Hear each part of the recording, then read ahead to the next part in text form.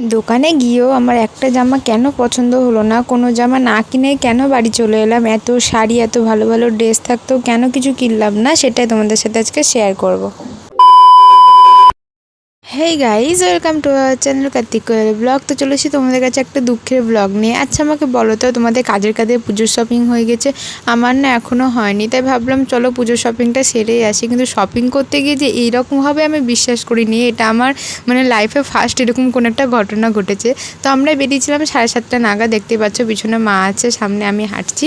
তো এসছিলাম কল্পনা হাউসের মোড়, এখানে আমাদের বহরমপুরের খুব বিখ্যাত জায়গা। তো এখানে তো 12 মাসই ভিড় থাকে, আর স্পেশালি পুজো বলে তো আরও বেশি ভিড়।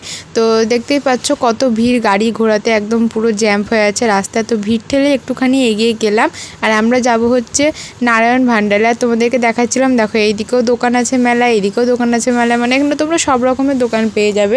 তো দুই দিকে দোকান আর মাঝখানে রাস্তা, আর রাস্তায় দেখো প্রচণ্ড ভিড়। তো দেখো চলে এসেছিলাম আমরা শ্রী নারায়ণ ভান্ডারে। তো এখানে শাড়ি নেব বলে এসেছিলাম, কিন্তু যে আমরা এই দিক থেকে ওই দিকে যাব সেটার সুযোগ পাচ্ছিলাম না। তো যাই হোক, অনেকক্ষণ পর ভিড় ঠেলে আমরা পৌঁছেছিলাম নারায়ণ ভান্ডারের ভিতরে। আর এখানে তোমরা দেখতেই পাচ্ছ ভ্যারাইটিস রকমের শাড়ি। এখানে শুধু শাড়ি আর মনে হয় ছেলেদের জামা প্যান্টই পাওয়া যায়, বাচ্চাদের কোনো কালেকশন নেই কি আমি জানি না। তো এখানে শাড়ি এসে আমি প্রথমে যে শাড়িটা আমাকে দেখালো সেটা হচ্ছে খুবই একটা মোস্ট ট্রেন্ডিং শাড়ি, সেটা হচ্ছে জিমিচু।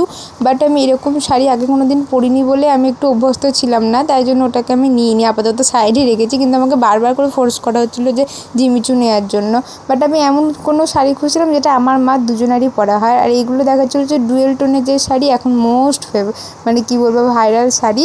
তো সেইগুলো আমাকে দেখাচ্ছিলো, বাট কালারটা না অতটা আমার পছন্দ হচ্ছিলো না, তাই জন্য আমার নেওয়া হয়নি ডুয়েল টোনের শাড়িগুলো। আর এখানে আরও অনেক রকম অর্গ্যানজা, তারপরে আরও যা যা শাড়ি বেরিয়েছে জিমিচুয়েরও অনেক ভ্যারাইটিস রকম দেখাচ্ছিলো। বাট আমার কিছুই পছন্দ হচ্ছিলো না, কেন কে যেন ভগবান মনে আমার চয়েস করার শক্তি কেড়ে নিয়েছিল, হরণ করে নিয়েছিল। যাই হোক, তো তারপরে এখানে দেখো ওখানে শাড়ি খুঁজছিলো দুটো দিদি মিলে। আমি যে কী শাড়ি নেবো আমি নিজেও জানি না, ওরাও শাড়ি যা দেখাচ্ছে আমার সেটাও পছন্দ হচ্ছে না। তো তারপরে এখানে না মা দেখছিল শাড়ি।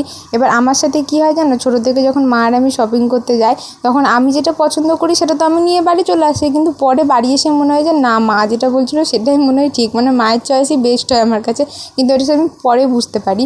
তো দেখো ওই দোকান থেকে বেরিয়ে এই দোকানে চলে এসেছিলাম আবার শাড়ি দেখতে। বাট ওই দেখে দুটো শাড়ি তোমাদেরকে দেখালাম না, ওই দুটো আপাতত পছন্দ হয়েছে, কিন্তু শেষমেশ ওটাও নিয়ে পালিয়ে এসেছি, কেন জানি না আমার কী যে হয়েছে আজকে। তারপরে চলেছিলাম আরও একটা দোকানে, তোমরা ভাবতে পারবে না রাত্রি 10টা অবধি আমরা ঘুরে ঘুরে শপিং করেছি 4:30 বেরিয়ে। তো এখানেও শাড়ি দেখলাম, প্লাস চুড়িদার দেখছিলাম, ওয়ান পিস দেখেছি অনেকগুলো। তো আমার কিছুই পছন্দ হচ্ছিলো না, আমি ভাবছিলাম যে হালকা পাতলার মধ্যে কিছু নিতে, কিন্তু এত ভারী ভারী কাজ চুমকি টুমকি বসানো চলছিল না, তাই শেষমেশ কিছুই নেওয়া হয়নি। তো ভাবলাম একবারে মন খারাপ করে বাড়ি যাবো, তাই আসার পথে 1 প্লেট বিরিয়ানি নিয়ে নিয়েছি, চিকেন বিরিয়ানি। তো বিরিয়ানি নিয়ে এখন বাড়ি চলে এসেছি। এখন মা এটা আমাকে বেড়ে দেবে আর আমি পেট ভরে খাবো, কারণ অনেকটা হেঁটেছি, সারা বহরমপুরই ঘুরে নিয়েছি, কিন্তু একটা শাড়ি পছন্দ হয়নি। এটা আমার লাইফ আমার সাথে ফার্স্ট হয়েছে, কেন জানি না। বাট বিরিয়ানিটা খেতে দারুণ ছিল, এটা তোমাদেরকে অনেস্ট রিপ্লাই দিচ্ছি। আর এটা ছিল হচ্ছে কোহিনুরের বিরিয়ানি।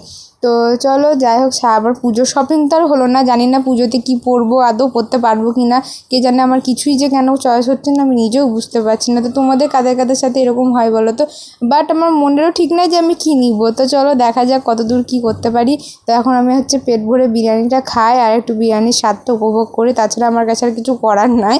তো চলো বিরিয়ানিটা খেতে খেতে তোমাদের আমার এই দুঃখের ব্লগটা কেমন লাগলো অবশ্যই তোমরা কমেন্টে আমাকে জানিও। আর ভিডিওটি ভালো লাগলে তো like comment share and subscribe করে দিও। দেখার জন্য কোনো ব্লগের টাটা।